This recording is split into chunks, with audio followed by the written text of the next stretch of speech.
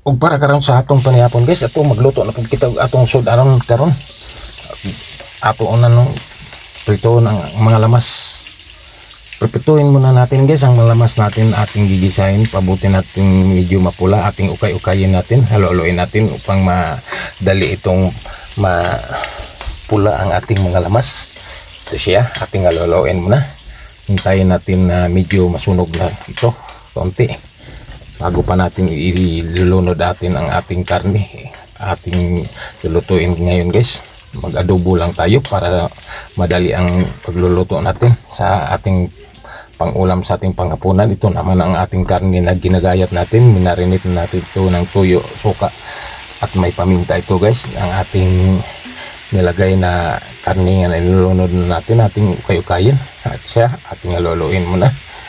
Minarinate natin ito guys, hindi na natin ito lagyan pa natin ng asin pang panimpla sa kanya kasi nga ang patis kung tuyo naman ang ating nagdadala sa timpla sa kanya sa ating minarinate natin.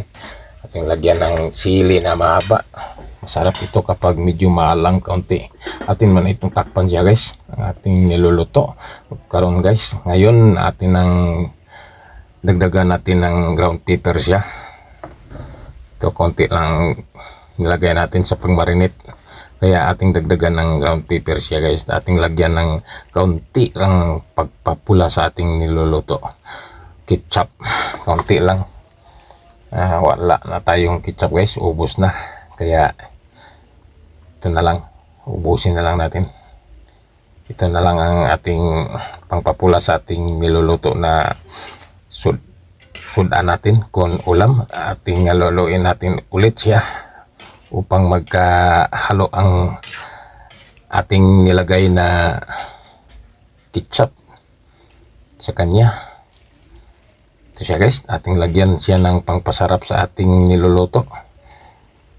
Ito na lang ang ating pangpasarap natin na nilagay natin. Wala naman tayong iba ng tulad ng magic sarap, kaya ito na lang ating haluin siya guys upang magkahalo ang ating panimpla. Ito na siya, wala na itong dagdag pang asin na inilagay natin. Tama na itong minarinate na nating tuyo ang ating nilagay. Kaya ito na siya guys, ating takpan siya ulit. Ito naman guys ang ating niluluto na adobo. Ito naman lutong-luto na at handa na ito sa ating pang-ulam natin ngayon sa ating panghapunan.